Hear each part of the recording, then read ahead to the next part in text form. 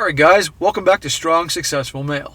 So for today, I'm going to go over an article titled, What Open Marriage Taught One Man About Feminism.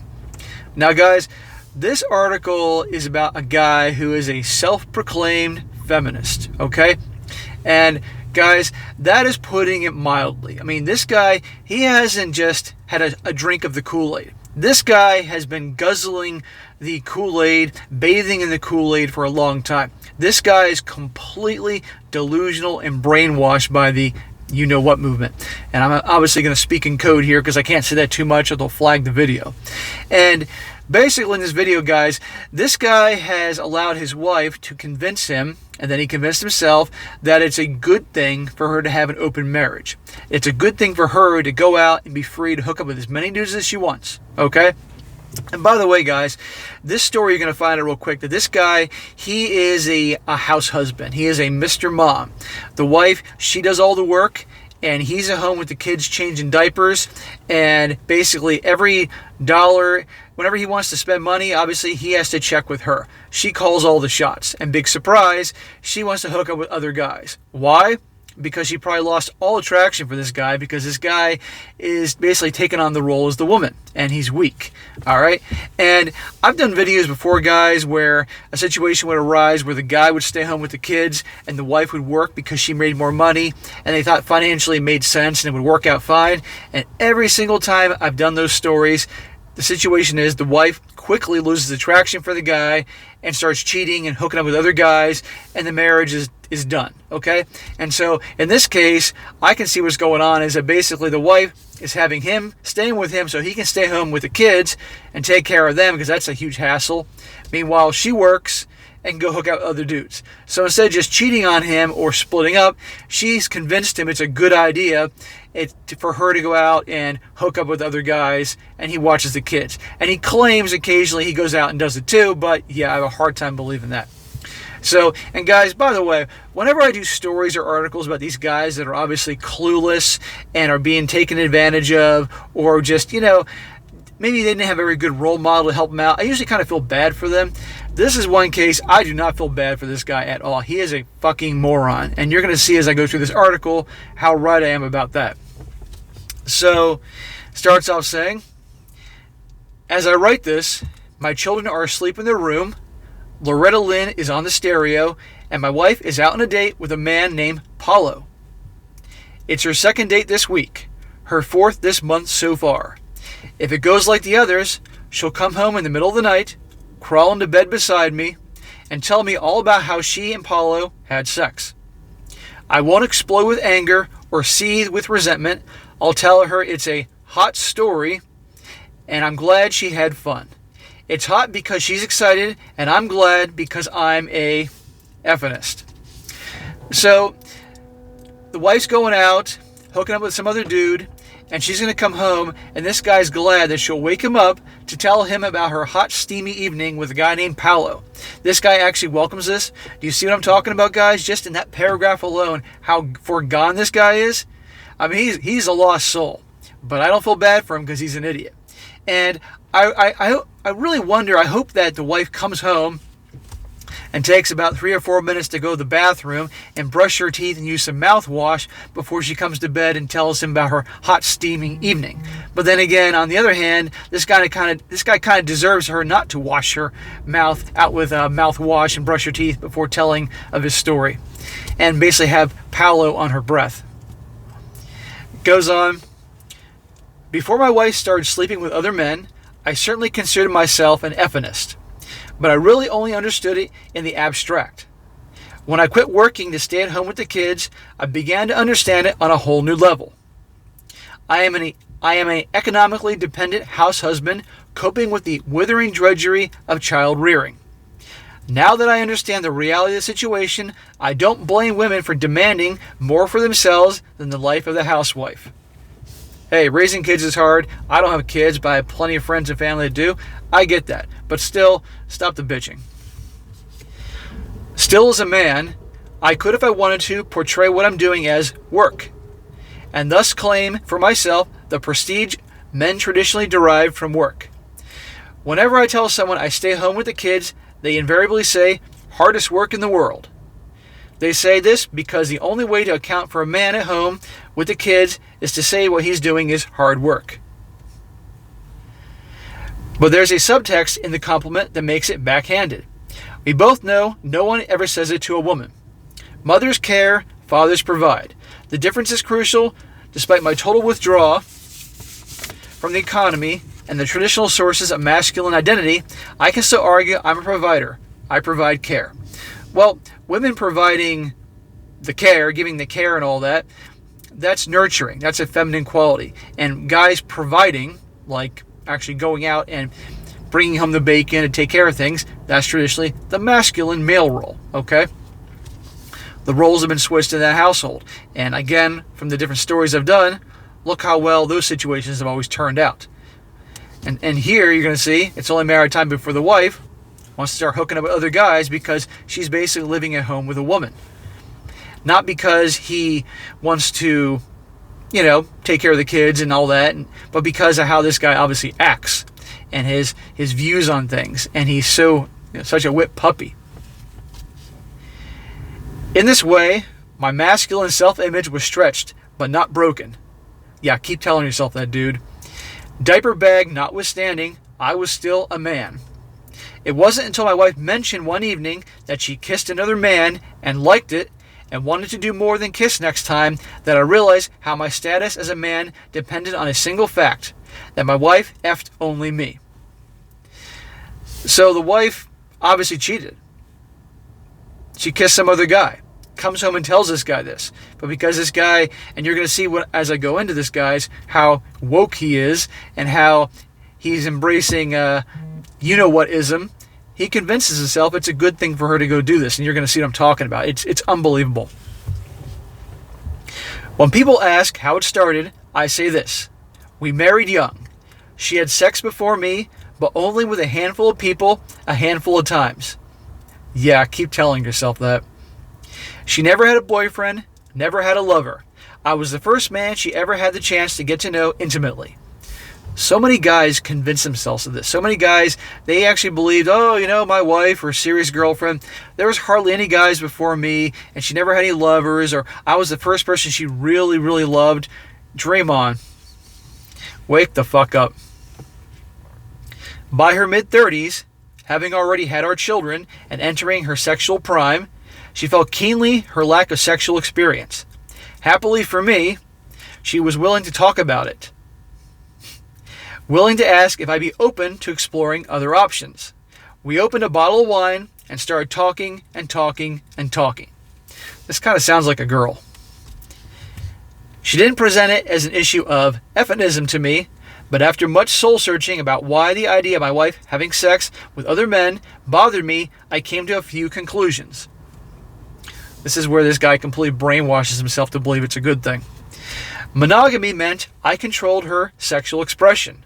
And, not to get all woman studies about it, patriarchal oppression essentially boils down to a man's fear that a woman with sexual agency is a woman he can't control. We aren't afraid of their intellect or their spirit or their ability to bear children. We are afraid that when it comes time for sex, they won't choose us. This petty fear has led us to a culture that placed judgments on the entire spectrum of female sexual expression. If a woman likes sex, she's considered a WHORE and a SLUT.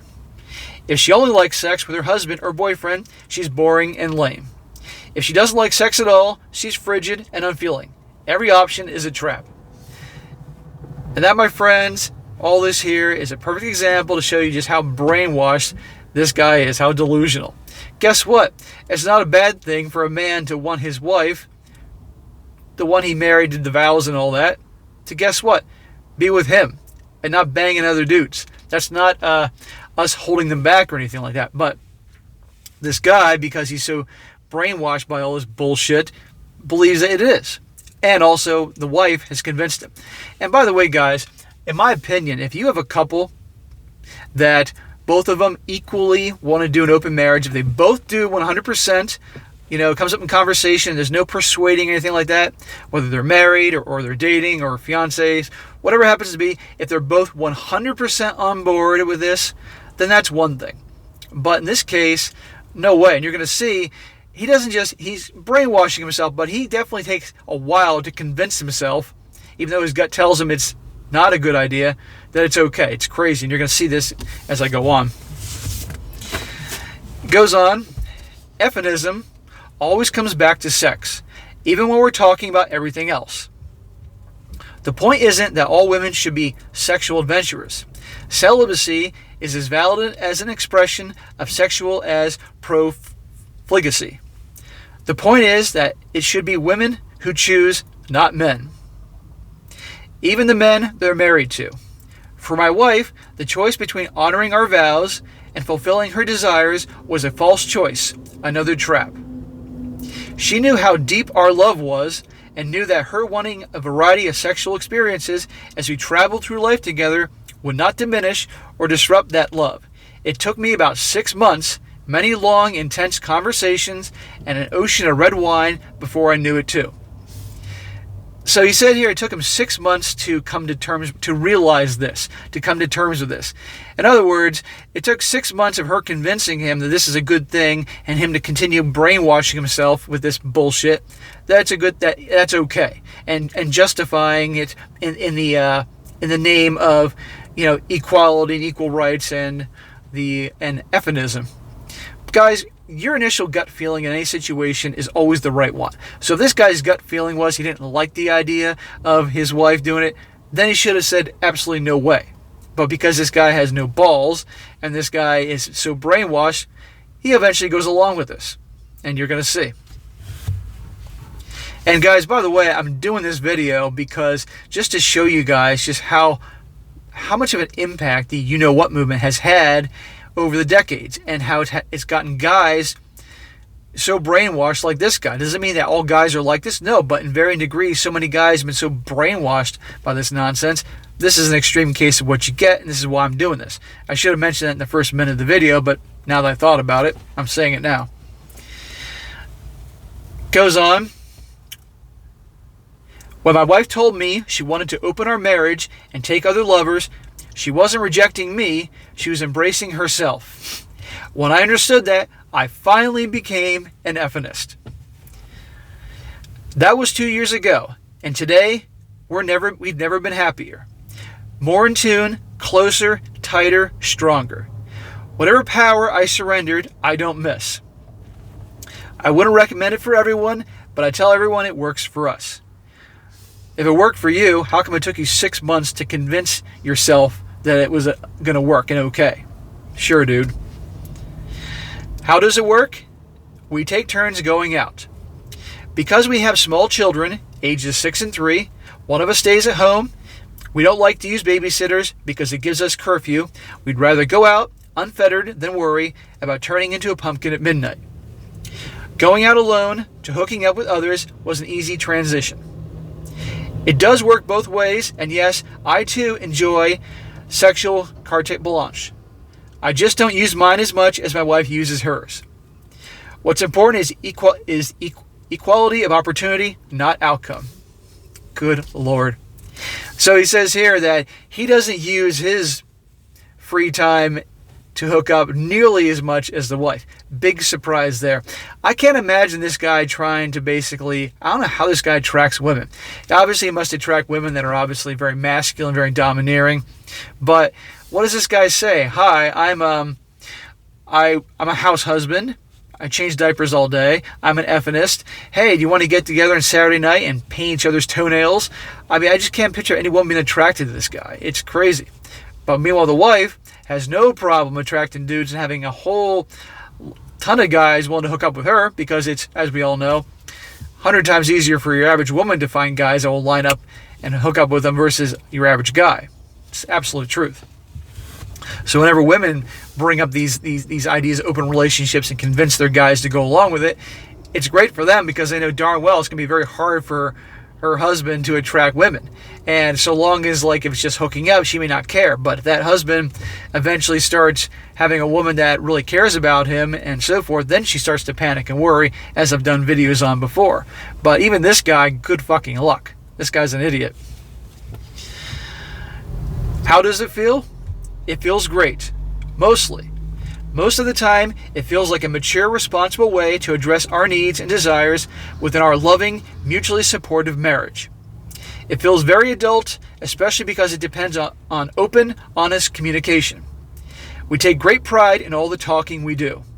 I meet a lot of people who say they'll never get married because they don't want to get divorced. And hearing it always makes me sad, because they are cutting themselves off from the possibility of the magic that happens when two people share their lives. Guess what? Most people that are married, there is no magic going on. It is for most people somewhere between, after a while, a few years, somewhere between two people that are living together kind of as roommates and friends that hook up on occasion, and I say occasion, to outright being absolutely miserable. There's no magic. I don't know what this guy has convinced himself what he's trying to sell. You may occasionally have a few married couples that actually are happy and really love each other, but it's rare. I'm not saying it's impossible. I believe it or not, and a lot of people will be surprised to hear this. I come from a family. My parents had a very good, loving, happy marriage. No joke. They would go out and hold hands and kiss each other and all that stuff. Seriously, tell each other they loved each other. And you could see it not just through their words, but their actions. So people would be shocked to hear that. But I came from a household like that. But I still learned that was very rare. But I learned throughout life, and obviously so much experience, that simply in this day and age, marriage doesn't work. Not anymore. It may work for some people, but by and large it doesn't. And especially for guys, we get screwed. People are much happier being single, free to do what they want when they want, and enjoy that life. Because after a while, people get married, they stop hooking up, they stop trying, they let themselves go, and I can just go on forever as I have in other videos. But magic my ass. Goes on to say, hang on a second guys. People don't divorce because they can't stand sharing anymore. They divorce because they feel like they can't share enough. Yeah, okay. I never forget that my wife is a whole person unto herself, a complete and dynamic individual, and though we are together, we're not one. Too often people get trapped in the roles of husband and wife, and a gulf opens up between what they think they should be and who they really are. Opening our marriage has allowed us to close the gap so that person I call wife is the same person my wife sees in the mirror. Lying to each other begins with lying to yourself, and now we don't need to lie anymore. And it only took that guy 6 months of convincing himself that this was a good idea, and 6 months of his wife convincing him that this was good. There are, of course, moments of jealousy, resentment, and insecurity. Recently, my wife went on a date and fell asleep at his apartment. I hadn't heard from her since 10 p.m. and still wasn't home at 6 a.m. My texts went unanswered and my calls went to voicemail. A tight knot of dread lodged in my stomach as I imagined all kinds of dire scenarios and realized that I not only didn't know where she was, I had no idea with whom she was with. I picture myself going to the police saying, I think she's in Red Hook with a guy named Ryan. I don't know his last name, but I think he's a graphic designer. I'm not sure there's an actual word for the unique blend of acute terror and unforgivable shame I felt that morning, imagining that I'd lost my wife to Ryan. Then maybe graphic designer. When she finally texted me at 7:30 a.m., relief coursed through me like morphine. She wrote, fuck. I'm so sorry. Fell asleep. I replied, just glad you're okay, but next time, no radio silence. Remember, you're not alone. She was probably having a great time with Ryan and didn't want to contact her husband, okay? And by the way, this whole open marriage thing that she's doing, my prediction is this will last until she finds a guy she really, really likes and respects, a man, and then this guy is toast. That's my prediction, okay? Especially also when the kids, because he mentioned one kid's in diapers, is old enough to go to school. That's my prediction. And this guy, like I said in other videos, guys like this are so clueless. In the past, I would kind of feel bad for him. This guy, I don't feel bad for at all. And so when she kicks him to the curb and he's writing another story about this and probably will convince himself it's a good thing, I'm just going to laugh my ass off. And by the way, imagine this guy calling the cops trying to explain, yeah, my wife is out, we have an open marriage, and she's out banging some guy, but I'm okay with that, but can you help me find find her anyway, the cops would be laughing their asses off. What surprises most people is when I tell them it's not the sex with other men that bothers me. The sex is the easy part. The fun part. It's what the sex connects to, stands for, reveals, that can be difficult. I don't want her to fall in love with anyone else, and every time she goes on a date, I confront the possibility that she might. It happened at the beginning. The first person she dated, after we opened up, fell hard in love with her. And my wife, overwhelmed with this ardor, tried to love him back. Watching it happen, I was confused, angry, and terrified that she wanted to leave me. She assured me she didn't. And whatever feelings she had for him didn't lessen the fact what she felt for me. Believing her then was the ultimate trust exercise. We survived because eventually I did believe her. And also because I learned to trust myself. See what he said there? And so this guy, in his gut, he knows that the possibility that she could fall for some other dude and leave him. And so he's obviously knows enough to know that. And again, it's going to happen. Guaranteed it's going to happen, and he'll be toast. I mean, I just don't see how any woman can respect this guy, given all the things I've talked about this guy and the things he said. I mean, and it isn't just in how he's submitting to all her wants. It's all in all her demands. It's also the fact you can just tell by the way he tells his story and he writes it. This guy is an extremely feminine guy. Okay, and women want to be with a masculine man. Of course, if the woman is super masculine herself, it's only going to work if she's with a feminine guy. But the funny thing is, even the masculine women, I've noticed, even though they can only attract a feminine guy, they want a guy, an actual man. But no masculine man wants to be with a masculine woman. It's like having two guys in a relationship. It's just no polarity whatsoever. So, give it time, this guy's toast. It finishes up saying, "This has been the great challenge of my open marriage, to draw strength from vulnerability. Doing so requires supreme self-confidence. You must first really, truly love yourself. It is the foundation upon which all the other love is built. From everywhere comes the message that what I'm doing is for weaklings, losers, failures, pussies. That if I had money and status, I could keep my wife in line. Pretty much. That her self-discovery comes at the expense of my self-esteem.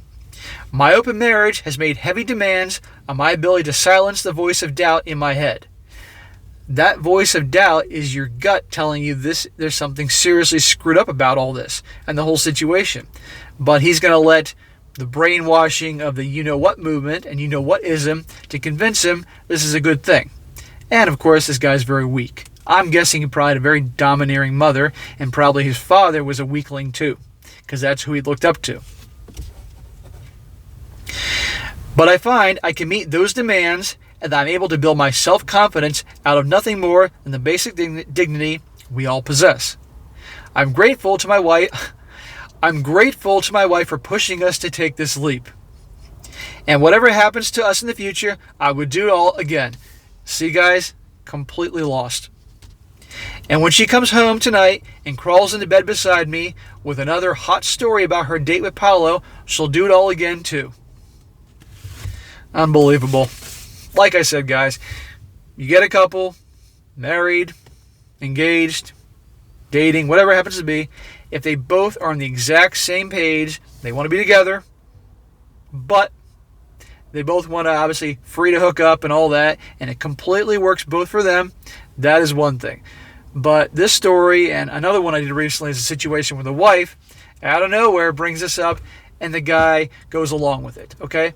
The one I did before, the guy didn't like it, and he met somebody else, and now she wants him back, and he's on his way kicking her to the curb.